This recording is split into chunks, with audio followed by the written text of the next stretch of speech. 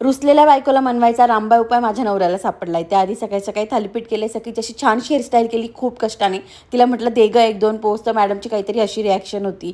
खूप सारे कामं होते, खूप बिझी दिवस राहणार होते. त्यातलं पहिलं काम आवरलं, सखीसाठी शॉपिंग केली. बट तिचं काही मन भरलं नाही म्हणून रुसून ती पुढे जाऊन बसली होती.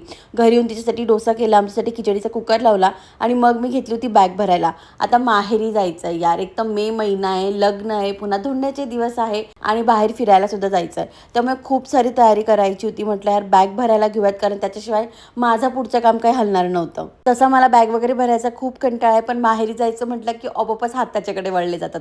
तुमचे काहीसं असं होतं का? खाली कमेंटमध्ये नक्की सांगा. माझी बॅग भरून होईपर्यंत निखिल सखीला ग्राउंडवर घेऊन गेलेला होता आणि घरी येऊन मला म्हणाला, चल यार दगडूशेठ गणपतीला जाऊयात. मी त्याच्यावर थोडी रुसलेली होती, आमचे थोडे वाद झालेले होते, पण मंदिरात जायला कोण नाही म्हणणार. मी पटकन तयार झाली. रात्री गेलो होतो त्यामुळे गर्दी नव्हती. छान दर्शन झालं. या ड्रेसची लिंक हवी असेल तर खाली कमेंट करा. आणि असा गोड संपला आमचा दिवस. बाय.